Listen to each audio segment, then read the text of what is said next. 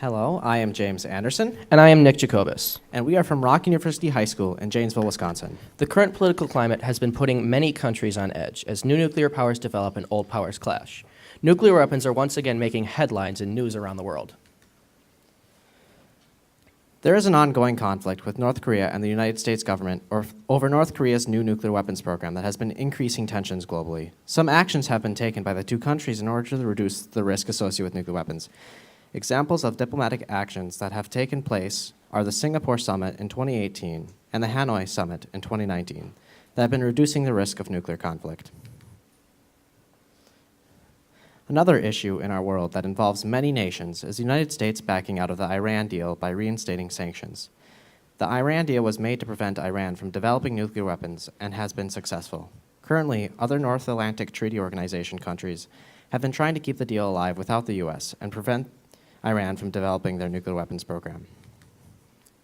The two oldest rivals in terms of nuclear weapons, the United States and Russia, are beginning to rekindle their rivalry and develop new nuclear-capable missiles and new advanced missile defense systems.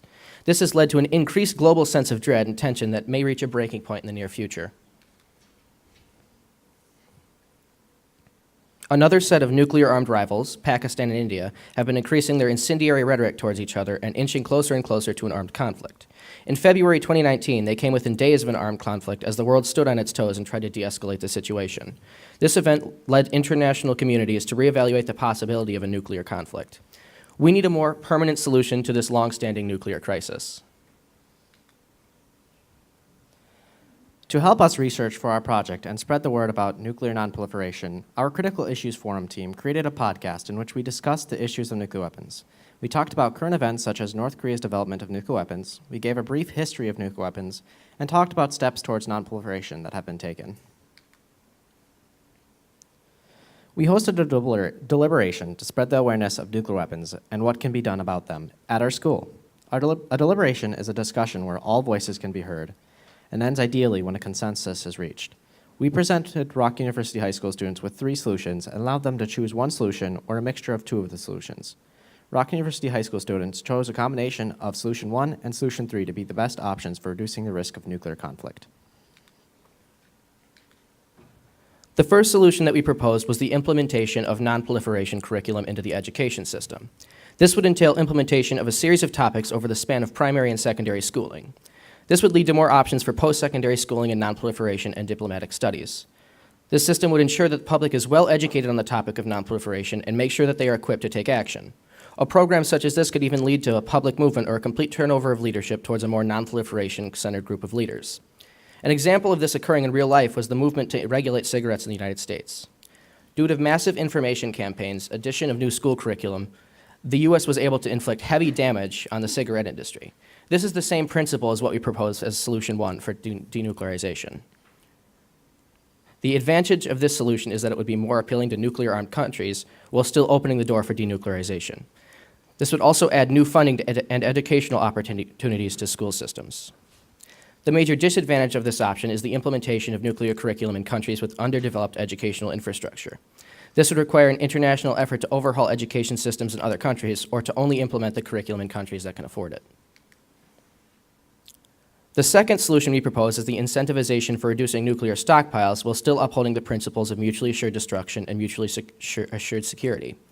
Countries would be able to keep a limited number of nuclear weapons in order to deter attacks. This would work in spirit with the idea of beginning the process of denuclearization without the change being so dramatic that we scare countries out of the process.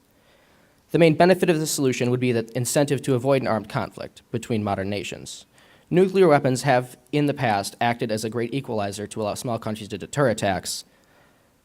This solution would also be more favorable to nations that have already invested billions into their nuclear programs.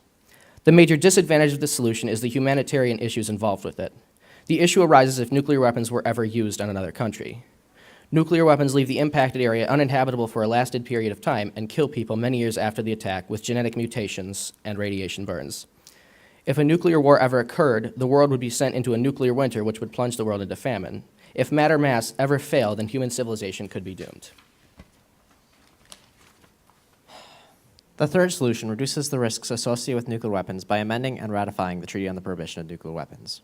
We need ratification of the treaty because there is a lack of knowledge for nuclear weapons and issues regarding them among the general populace. There is also a heavy reliance on nuclear weapons by governments that control them, making them less likely to want to give them up. In its current form, the Treaty of the Prohibition of Nuclear Weapons does not have an incentive for the nuclear weapon states to sign. We need to amend the treaty and to make it more appealing for nuclear weapon states by implementing something similar to megatons to megawatts. Nuclear weapon programs are controlled by the government and should be abolished by them. According to David McKay, this is the best solution, but would be the hardest solution to pull off. An advantage of this solution is the legally binding nature of treaties. Countries party to this treaty would have a hard time backing out of it, since this treaty is of infinite duration and would require countries to be out of war in order to leave the treaty. Nuclear weapons would be hard to develop without backlash from the international community, thus reducing the risks associated of nuclear conflict by ensuring that they are eliminated forever. A disadvantage of this solution would be the difficulty of it. This solution would be hard to pull off, as no nuclear weapon states have shown any interest in signing the Treaty on the Prohibition of Nuclear Weapons, as they have invested heavily into their nuclear weapons program. Trying to get the support to amend the treaty would be difficult, or the amendments might hurt the intentions of the treaty. All in all, the solution's disadvantage is the difficulty of implementing it. After the deliberation, we gave all participants a survey to gauge their opinion of the issue. The survey had questions on what solutions they thought would best answer the question: how do we manage and limit the risk of nuclear weapons in today's turbulent world? Students answered this question with solution 3 and 1 being the strongest. They were also given the question whether or not they wanted to live in a world free of nuclear weapons, in which 87.5% said yes.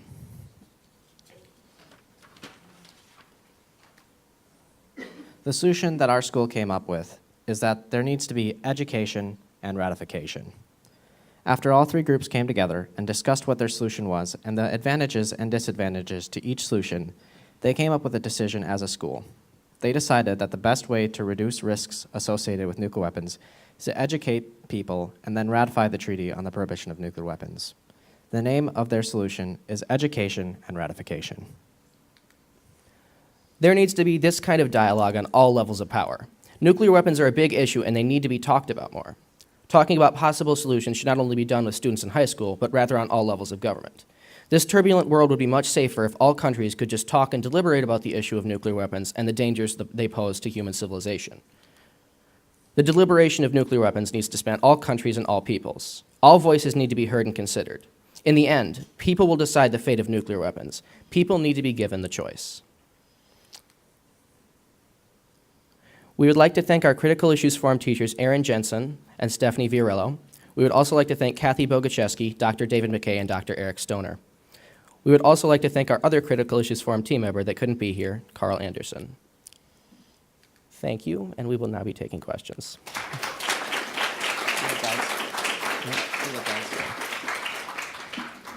We would also like to point out that there are deliberation guides up in the lobby if you'd like to take one on your way out. Okay.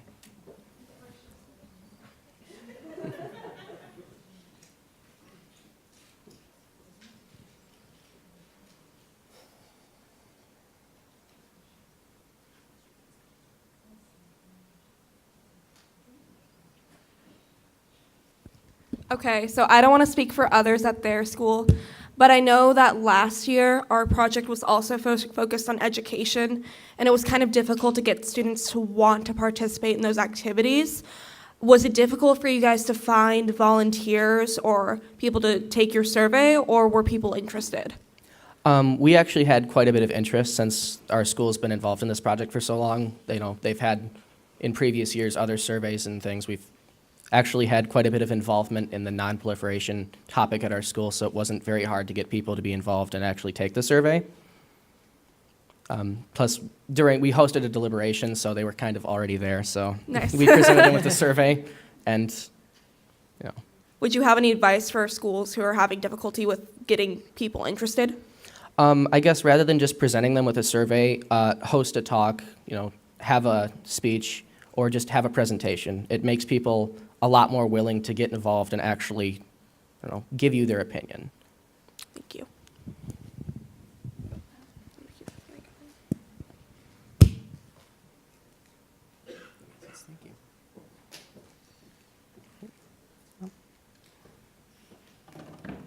Thank you.